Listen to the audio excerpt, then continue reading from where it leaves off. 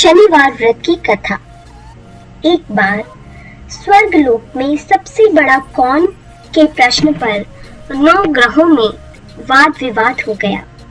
निर्णय के लिए सभी देवता देवराज इंद्र के पास पहुंचे और बोले, हे देवराज, आपको निर्णय करना होगा कि हम में से सबसे बड़ा कौन है।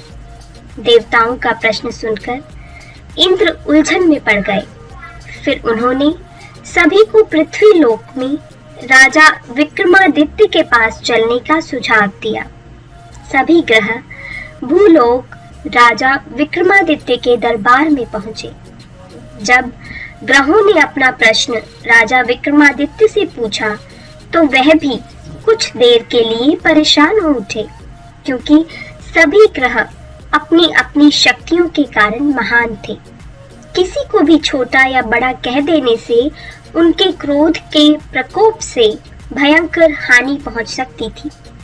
अचानक राजा विक्रमादित्य को एक उपाय सूझा और उन्होंने विभिन्न धातुओं जैसे सोना, चांदी, कांसा, तांबा, सीसा, रांगा, जस्ता, अभ्रक और लोहे के 9 आसन बनवाए। सबसे आगे सोना और सबसे पीछे लोहे का आसन रखा गया। उन्होंने सभी ग्रहों को अपने अपने स्थान पर बैठने के लिए कहा। उन्होंने कहा, जो जिसका आसन हो ग्रहण करे। जिसका आसन पहले होगा वह सबसे बड़ा और जिसका बाद में होगा वह सबसे छोटा होगा। चूंकि लोहे का आसन सबसे पीछे था, इसलिए शनिदेव समझ गए कि राजा ने मुझे सबसे छोटा बना दिया है। इस निर्णय से शनिदेव रुष्ट होकर बोले, हे राजन, तुमने मुझे सबसे पीछे बैठाकर मेरा अपमान किया है। तुम मेरी शक्तियों से परिचित नहीं हो।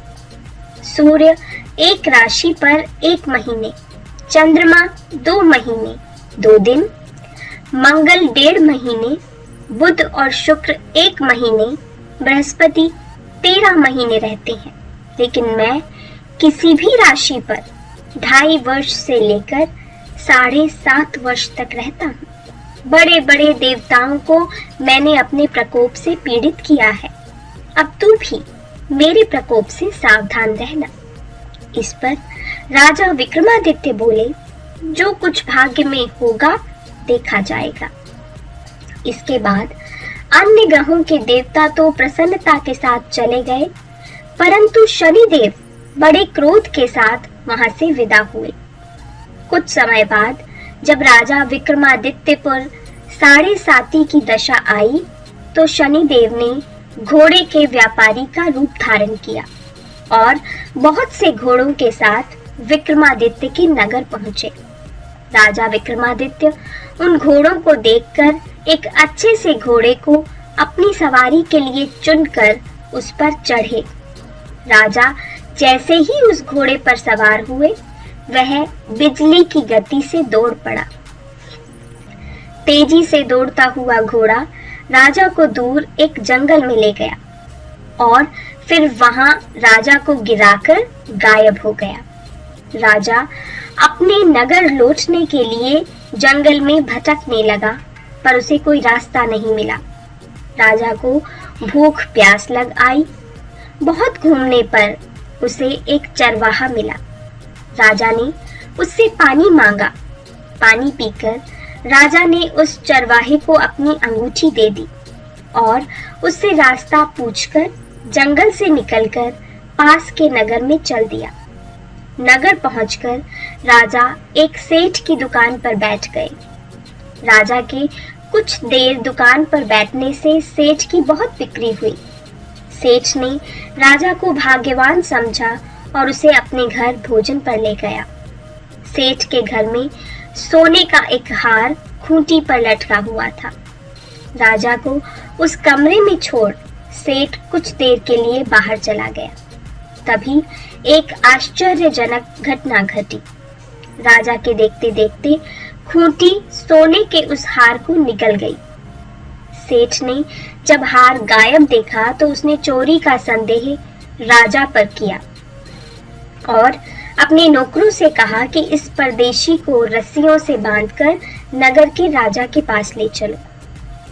राजा ने विक्रमादित्य से हार के बारे में पूछा तो उन्होंने बताया कि खूंटी ने हार को निगल लिया।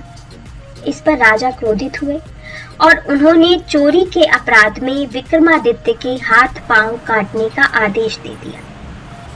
सैनिकों ने राजा विक्रमादित्य के हाथ पांव काटकर उन्हें सड़क पर छोड़ दिया। कुछ दिन बाद एक तेली उन्हें उठाकर अपने घर ले आया और उसे कोलू पर बिठा दिया। राजा आवाज देकर बैलों को हाँकता रहता। इस तरह तेली का बैल चलता रहता और राजा को भोजन मिलता रहता। शनि के प्रकोप की 7.5 पूरी होने पर वर्षा ऋतु प्रारंभ हुई। एक रात विक्रमादित्य मेघ मल्हार गा रहा था। तभी नगर की राजकुमारी मन भावनी रथ पर सवार उस घर के पास से गुजरी। उसने मल्हार सुना तो उसे अच्छा लगा और दासी को भेजकर गाने वाले को बुला लाने के लिए कहा। दासी लौटकर राजकुमारी को अपंग राजा के बारे में सब कुछ बता दिया। राजकुमारी उसके मेघ मल्हार से बहुत मोहित हुई और सब कुछ जानते हुए भी उसने अपंग राजा से विवाह करने का निश्चय किया। आखिरकार राजा रानी को विवश होकर अपंग विक्रमादित्य से राजकुमारी का विवाह करना पड़ा। विवाह के बाद राजा विक्रमादित्य और राजकुमारी तेली के घर में रहने लगे। उसी रात स्वप्न में शनिदेव ने राजा से कहा, राजा, तुमने मेरा प्रकोप देख लिया? मैंने तुम्हें अपने अपमान का दंड दिया है। राजा ने शनिदेव से क्षमा करने को कहा और प्रार्थना की कि हे शनिदेव, आपने जितना दुख मुझे दिया है अन्य किसी को ना देना। शनिदेव ने कहा, राजन, मैं तुम्हारी प्रार्थना स्वीकार करता हूँ। जो कोई स्त्री पुरुष मेरी पूजा करेगा, कथा सुनेगा, जो नित्य ही मेरा ध्यान करेगा, चींटियों को आटा खिलाएगा, वह सभी प्रकार के कष्टों से मुक्त रहेगा और उसके सब मनोरथ पूर्ण होंगे। यह कहकर शनिदेव अंतर्ध्यान हो गए। प्रातःकाल राजा विक्रमादित्य की नींद खुली तो अपने हाथ पांव देखकर राजा को बड़ी खुशी हुई। उन्होंने मन ही मन शनिदेव को प्रणाम किया। राजकुमारी भी राजा के हाथ पांव सलामत देखकर आश्चर्य में डूब गई। तब राजा विक्रमादित्य ने अपना परिचय देते हुए शनिदेव के प्रकोप की सारी कहानी सुनाई। इधर सेठ को जब इस बात का पता चला तो दौड़ता हुआ आया और राजा विक्रमादित्य के चरणों में गिरकर क्षमा मांगने लगा। राजा विक्रमादित्य ने उसे क्षमा कर दिया क्योंकि वह जानते थे कि यह सब तो शनिदेव के प्रकोप के कारण ही हुआ था। सेठ राजा विक्रमादित्य को पुनः अपने घर ले गया और उसे भोजन कराया। भोजन करते समय वहां एक आश्चर्यजनक घटना घटी। सबके देखते देखते उस घूंटी ने हार उगल दिया। सेठ ने अपनी बेटी का विवाह भी राजा के साथ कर दिया और बहुत से स्वर्ण आभूषण, धन आदि देकर राजा को विदा किया। राजा विक्रमादित्य राजकुमारी मनभावनी और सेठ की बेटी के साथ अपने नगर वापस पहुंचे तो नगर वासियों ने हर्ष के साथ उनका स्वागत किया। अगले दिन राजा विक्रमादित्य ने पूरे राज्य में घोषणा कराई कि शनिदेव सब ग्रहों में सर्वश्रेष्ठ हैं। प्रत्येक स्त्री पुरुष शनिवार को उनका व्रत करे और व्रत कथा अवश्य सुने। राजा विक्रमादित्य की घोषणा से शनिदेव बहुत प्रसन्न हुए। शनिदेव का व्रत करने और व्रत कथा सुनने से शनिदेव की अनुकंपा बनी रहती है और जातक के सभी दुख दूर हो जाते हैं।